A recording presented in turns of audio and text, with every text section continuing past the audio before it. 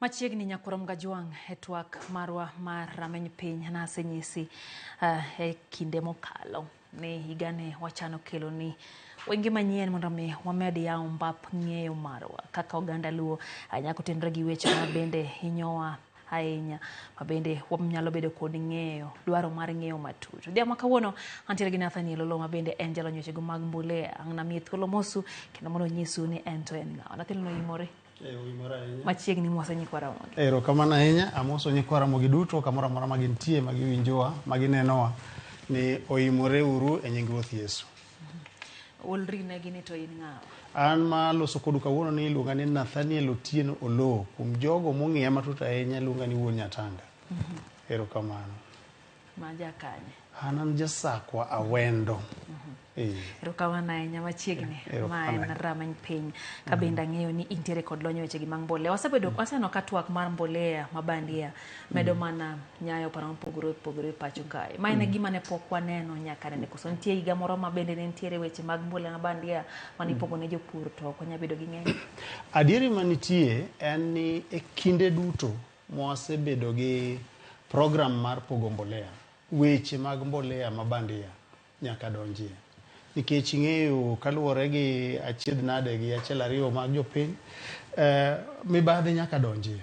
To ma ok mokwongo. Wasebedo gi weche mag mbolea michichgo ni bandia, to nitie mbolea mabandia adieri mosebedo ka donje program kata sama onge mipogo gi sirikal ma subsidy. Wasebedo gi mbolea mabandia miuse dukni ma kawaida kata miuse backstreet. To nitie gigo makelo weche gi kuma paro na bro temo lero kanyero kwa dhi mbele. Adieri manitie ni wan gi mbolea ma jopiny chichgo ni bandia kaluwore gi kia. Mapane ma bro lero kawuono. To nitie moko ma bende adieri gin bandia. Ta bro lero kit mbolea, kit bandia mar mbolea ma inyalo yudi kata e rang'iny mar mbolea kata chich nade mantie. Iluongo ni genuinely fake to gi mipara ni fake. Koro nitiere mabandia. Mabandia nitie. Mabandia adier. To nitie bende miparo ni bandia. Michich, koro e wikiano imino ka samoja piny nyalo wacho ni en mbolea mabandia. Nathaniel, niparo nang'o miyo wang' ni twak mar wach mbolea ni awinjo kiwacho ni bende nitiere ka gin gatiere. To ang' odwa mako liet ahinya. Iparo nang'o miyo? Dobed kit sirikal ma wan go koso dipo ni nitie kaka jopur gi jopiny ma koro chiewo. Adieri manitie ni mawang' ni to koro bedo maliet ahinya. Namba achiel nyaka wawinjre ni higa ka higa thuolo mar japiny kata wachni media osebedo assertive, media osebedo ka lero weche o kata mana mbolea kende, but weche duto mag mibadhi sani ni wan gi freedom of speech ma e kiwango mamalo moloyo kinde machon. Japiny bende sani wang' yepo. Kaeto wan gi gik mang'eny mamiyo gigi inyalo nyisi kaka social media. To kopogore gi mano, program mar mbolea sani ni sirikal no dwa donje ahinya e support japur gi weche mag subsidy fertilizer. Koro ma miyo wach mar mbolea odwa morore saidi, ma omiyo gimoro matin kotuome to yudo ka en gima kwako piny mangima. Kwachak wamedo gi the fact ni kech nyon odwa bedo e Kenya ka kinde mokalo, kaeto ji mang'eny koro nodwa mako pur kaka achiel kuom gik manyalo konyogi in terms of thegore gi dhier to gi thegore gi kech. Omiyo wach mbolea no obedo sensitive mang'eny, ma ka nitie gimoro amora matuome to japur kata japiny nyaka uga oko motegno. Koro wadonjo anena e kuku mar wach ni abende okelo e twak ma kama odhiambo kawuono. Nathaniel, nyiswa ni to ere pogruok e kind mbolea mabandia kata mafake gi mbolea magadier. Ere kaka an nang'e kaka japur ne mane to jogi otera gi pi to kane to ayudo gima dieri gima nyalo tiyo.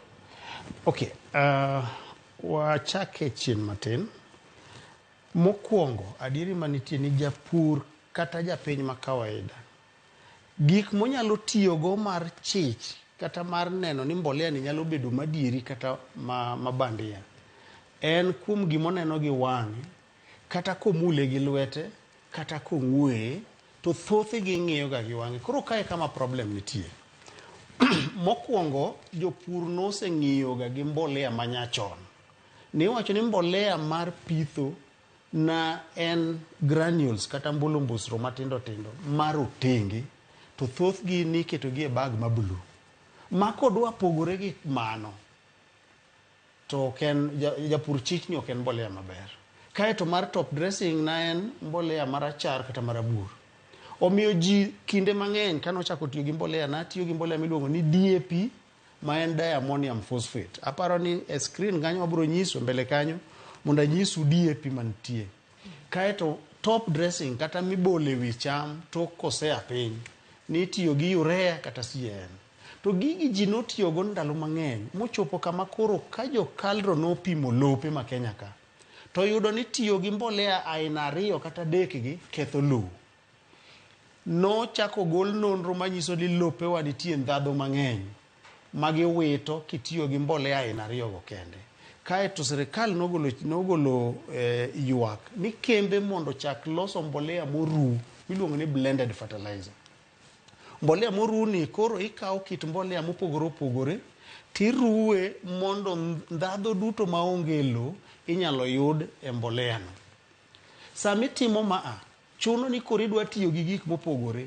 Moro nitie marateng', moro nitie marabuor, nitie moro marachar, nitie kido mopogore opogore. To kiruwo gigi, sama koro japur yawe manong'iyo gi mbolea marateng', oneno gima koro dwa kiko radier, chalo law pien kwach, to obwok ni samoro ok mbolea maber. Koro mondo dipo ni nitiere mbolea moko ma ng'ato nyalo chich, ong'iyo gi wang'e to karo kike mondo mi okony lo, to ok en bandia. Ok en bandia. Keno mane chuny mbolea. Nitie kata gigo miruwo kanyero ma king'iyo gi wang'i to dwa chalo kite. To chieth punda benie kae?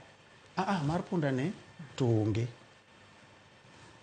Iluongo ni organic manure kata Kiswahili sanifu luongo ni mbolea kilimo hai. Mbolea no en kike Yore. An awuoyo mbolea mar nyaduka. And by the way, gima jopur kia, ji aneno ka awinjo ka jomoko complain ni oketnwa kidi e mbolea. Adieri manitie ma joka nyaka ng'e. Mbolea mokwongo gi duto gin kidi.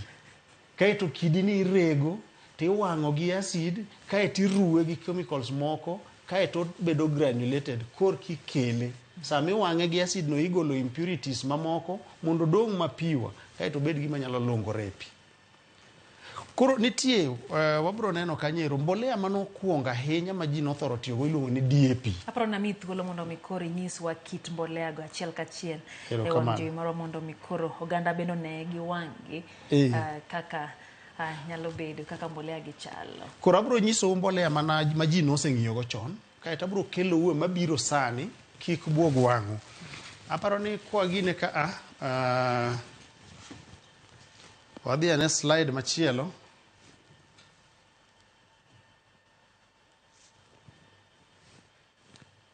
Nitie slide madwaro kanyero. Wadhi mbele.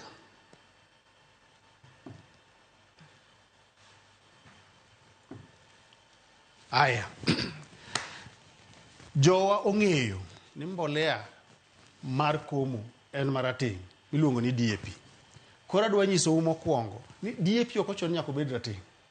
Thoth DAP manie piny ni gin rochere. To nikech chiro ma Afrika ong'iyo gi gimoro ni DAP nyaka bed rateng', koro joma lose buke gi rangi timone dyeing. Samoro iketo nyaka engine oil mosetiyo mondo obed rateng' kaka chiro dwaro. To mbolea DAP maber en DAP marachar kata ma light brown ma ok okik gi gimoro amora. Nitie DAP ma naturally rateng' milose piny mar Russia. Ibro yudo kochalo gi mae kata macha. Koro mae mbolea ma ji nong'iyogo mar pitho. Wan gi mbolea moko kaka NPK 2323, wan gi mbolea moro kaka 1717, TSP, mago duto yudore e chiro mar Kenya. To mar pitho ahinya ji nong'iyogi DAP kata nyawadgi moro ni MAP. Koro tiyo gi muda mang'eny noyud ni ketho lo. Nikech king'iyo DAP kaka kondik ni 18610, en gi ndhadho 2 kende. Nitrogen 18%, phosphorus 46%.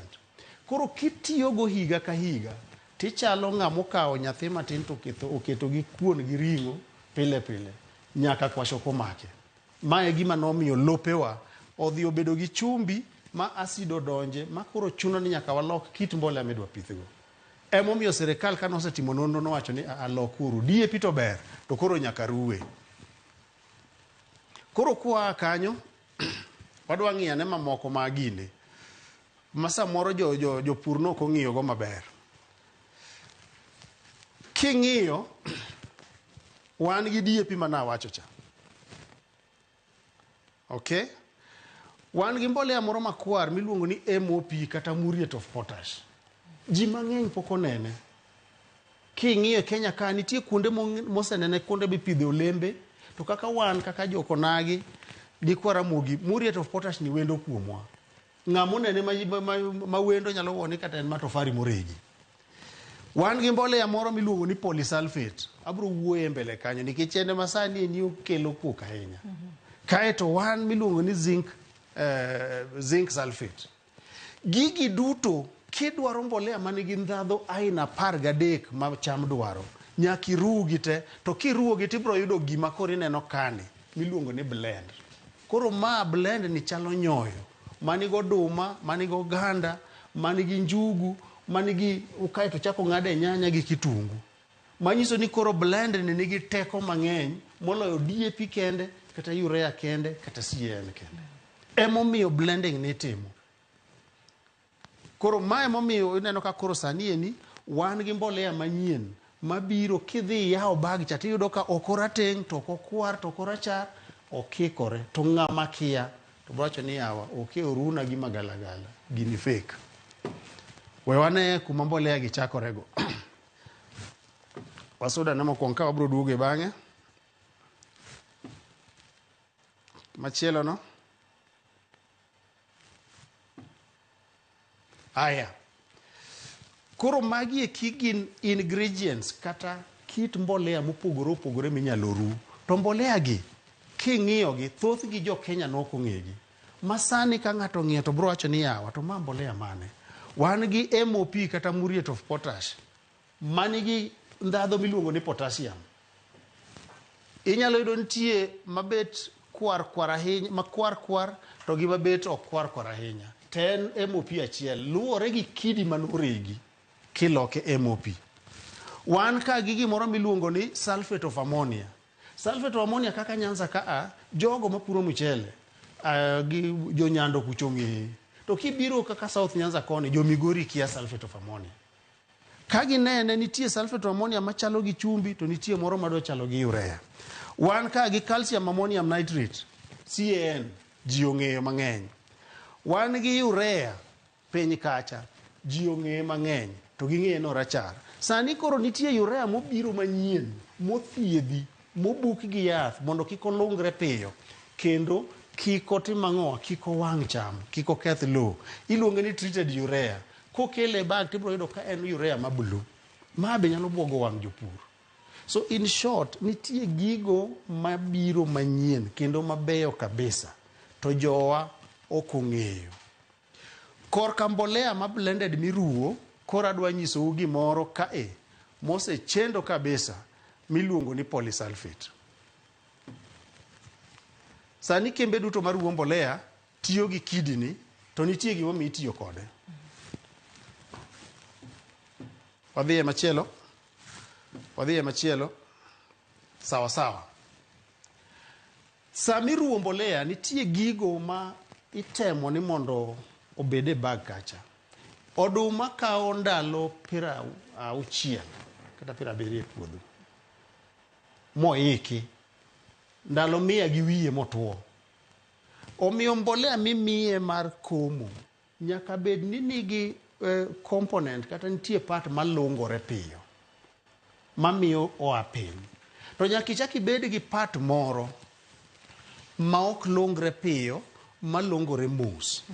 Nikech kiketo mbolea ni gine kiketo mbolea malungore piyo dichiel to nyiso ni bang' jumbe moko 2 to mbolea osetimo ang'owa oserumero teko ne oserumo. Sani ni koro kembegi ne loso gimoro miluongo ni polysulfate. Polysulfate ni en kidi moregi to ok owang'e gi mbolea, ok owang'e gi acid moro amora. Polysulfate ni en olungore mos. To kae king'iye screen kacha, the new 4-in-1 fertilizer, yani en gi ndhadho nyadi 4 e granule achiel. En gi sulfur, en gi potassium, en gi magnesium, to en gi calcium. Manyiso ni gigi te koruw e mbolea mar komo, to already in gi ndhadho aina 4. Kichaki mede DAP, kichaki mede CN kata Yore, to koro yudo ni en mbolea manigi teko sawa. Moko nitie malungore sano, to ma alungore mos nyaka bang' ndalo 70. Makosa ni jopur mang'eny ok ong'eye. Koro gin ka gineno gini ni yawa oruna kidi. Nyocha neno ka Siaya ji owuok gi mau. Dipo ni wacho ni onge mbolea mabandia momiyo jopur. Ne kitego gin mana mbolea. Mbolea moruw kidi aina mar polysulfate ok en bandia. Kata mar chemicals makoro ne jatend piny Kenya William Ruto kawuono oseyo kuom chiwo mbolea mabandia, kata en bende oyiere gi wach mosebedo kadhi aluora ni kaka mbolea na en bandia. Kiwinja matut, ibo winjo ok awuoye nying kambi, ok awuoye nying brand moro amora. Na wacho ni nitie kaka mbolea nyalo bedo bandia. Achiel, mbolea nyalo bedo ni en fake kaluwore gi rang'iny. Ondik ni nutrient mane iye gin 10-25-10. Koro ok en kite ma jopur osebedo ka wacho. Kite gi moko osebedo ni oko mar punda bende kike. Mbolea nyalo bedo ni kaka indike, kaka DAP ondik ni 18-46-0. To kodhi opime to yud ni ok en 18%. Phosphorus ok chop 46%. Manyiso ni ndhadho mokete iye ni piny, mano bandia. Mbolea nyalo bedo bandia ni en ok en ko ondik ni kilo 50, to kipime to en kilo 45 kata 46. Mani yudo ni en fake nikech en underweight. Mbolea nyalo bedo ni en fake nikech en adulterated. Tiende no war moko to ru kata kuoyo kata owuoyo kata oru sawdust. Mano chal ni gima osebedo katimore. Mago timore nikech structures mag rito mbolea mitero ni jopur samoro onge. Moko nitie mawuok gi dhot makatoki. Kae tidhi itimo ang'owa, obedo adulterated. Koro e kambi noako ber. To koro kako chopo ne japur otimo ang'owa, opogore. Ng'ato dhi ole moro nono. Mogik, jo Kenya jomariek. Ng'ato kawo bag mar kambi moro kaka Yara kata Baraka kata Thabiti, to ng'e ni mbolea ni ikelo e cereal, to dhi okopo bag no molosi, kae to kawo kidi mar ge to swade to tuang'o.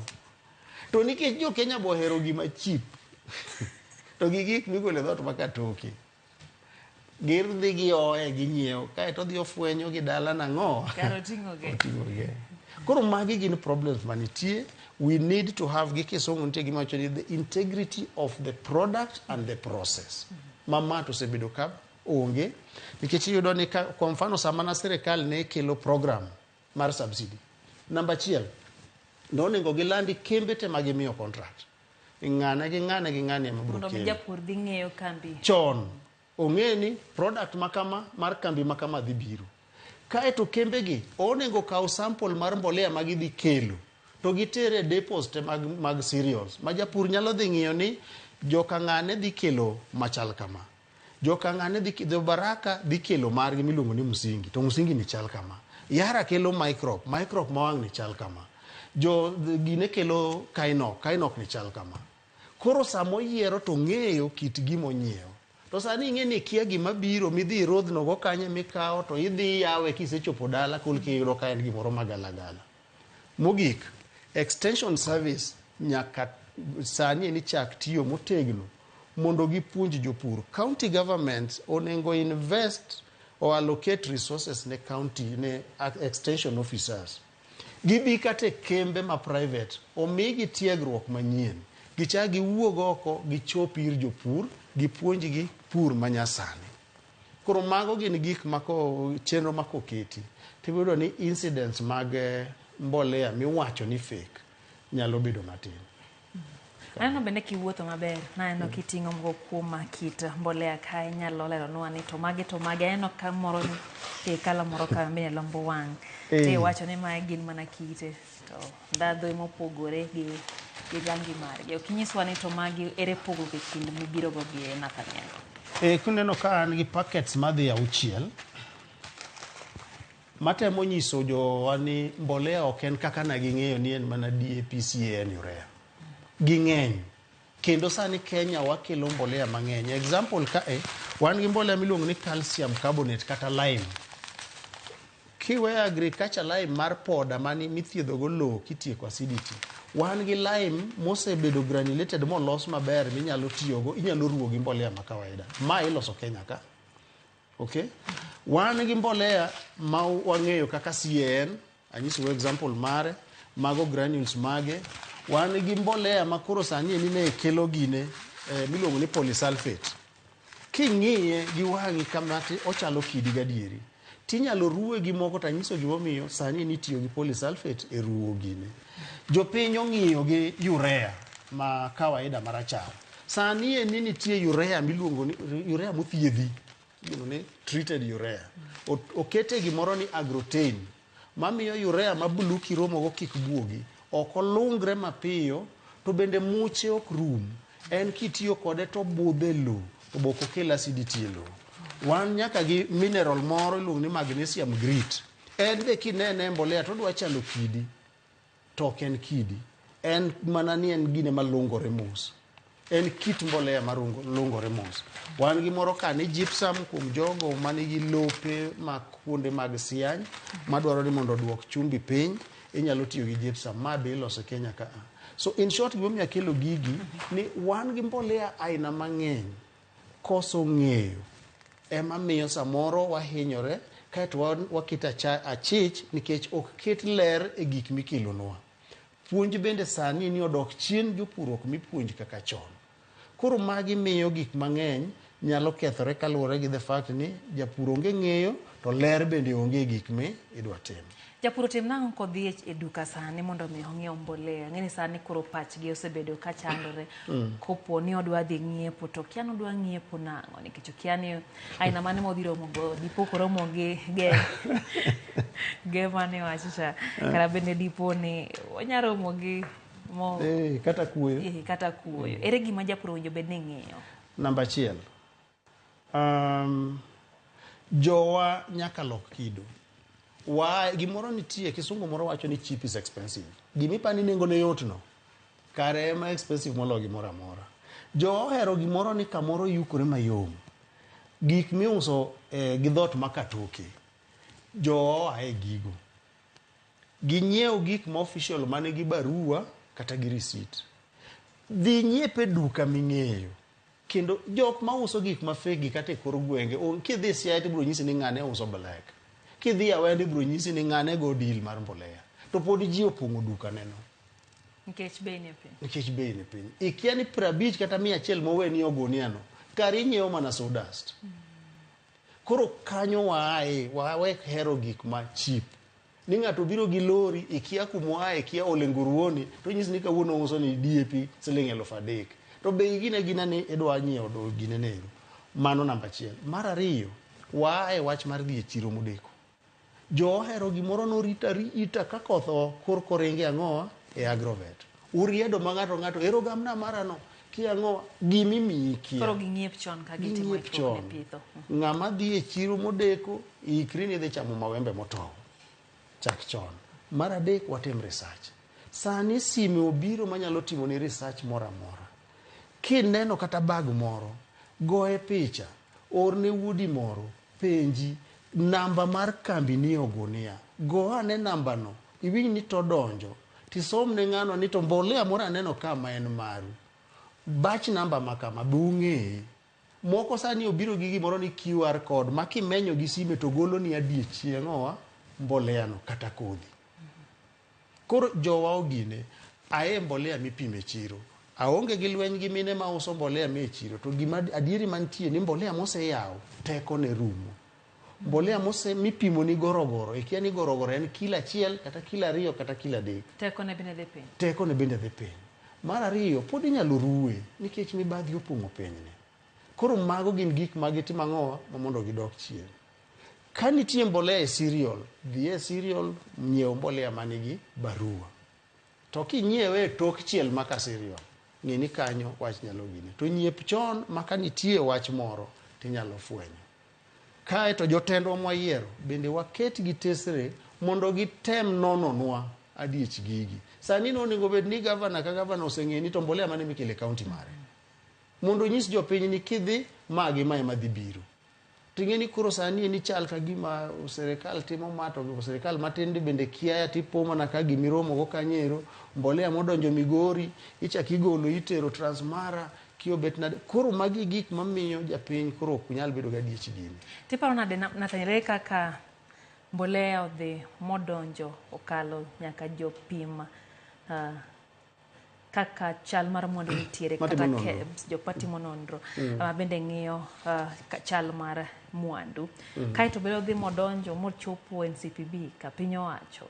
Ere kama nitiere ng'ikruok e yor pogo mbolea pacho kama miyo koro weche kamagi bedo ni timore? Okay, process mar tero mbolea e National Cereals Produce Board chalo kama. Kosemiyi thuolo mar lose mar tender, itero gimiluongo ni pre-production sample. Sample mar gimidhi loso. Titere ka jo KEBS mapime man tim nonro mayudo ni nutrients miwacho kanyo gin sawa gi kaka idhi lose.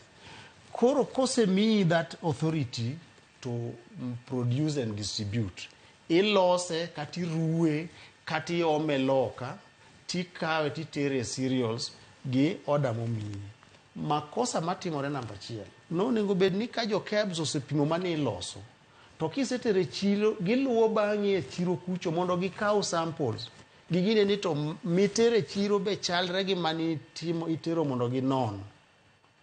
Ng'ikruok namba 1.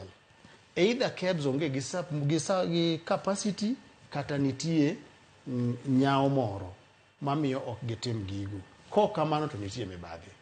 Gin mana gik moko adekgo. Koro mae gima onego gigine. Mar ariyo, japiny bende onego bed mo vigilant. Ni en bende onyalo kawo samples gi motim nade moter ka KEBS. En mani koro garama ema hewogi nikech ok onego bed ni achulo osuru to an machaka garamia gi nonro monego bed ni timo. Koro ma en achiel kuom gine KEBS nonego chiw thuolo ni ka in gi to gi mbolea moro amora, ere kaka inyalo luongo gi gibi gikaw sample ma gidhi gitim ang'owa gitimne pimruok. Koro ma en achiel kuom gima osekelo ng'ikruok kabisa nikech follow up e chiro osebedo piny kabisa ma gik moko iuso usa to ginon ni bende gima no opim kar chakruok chalre gi gima sani ni timo ang'owa ilose chiro. Wadong' gi dakika moko ariyo ka Nathaniel, wuoye gi jopur ka watieko, wach mogik kaka medier nyiso jopur. An gima daher nyiso jo Kenya wa nyikwa Ramogi ni food security en achiel kuom gimoko nyal tugogo e yo moro amora. Ang'eyo ni weche to osebedo mang'eny e wach mar mbolea ma fake kaluwore gi gik mosetimore. Chokuru chir uogo kodhi pur motegno. Kiset komo gi mbolea, tim gimiluongo ni top dressing mapiyo.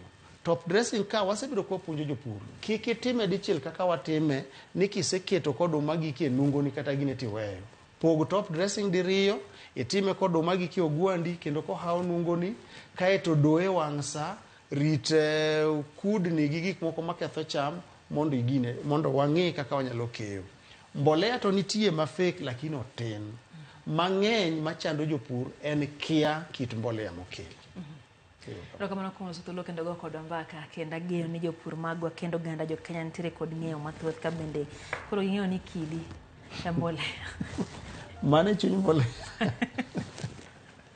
Kora mga jang'o no kayo Nathaniel Otieno lo jalo nyechego mag mbolea ka bende en twak mwakelo ni kinde ma bende koro paro mwedo nyore mpogoro pogo kotenre kod mbolea mabandi ya mose bende mokuom chiche mapacho kae ka bende mokuom jopur osebedo kodo mbolea makamano. En geno marwa ni bedo kod winjo makare kendo koro intiere kod ng'eyo ne kik rit nyaka koth chwe kok idhi manyo mbolea nyaka nyanam kik wapong' chiro ka kiny koki komo tidhi kawo mbolea ka e chon mondo minene yudo gima kare kae to bende chom kambi tir to samoro bende gino mayot beche yot ahinya nyalo bedo gino bende kelo ni achiedh nade. Mano twak marwa mara menyo piny warom kendo sa 3 chenro maro imore. Nyinga Lydia Okeyo, oriti masane.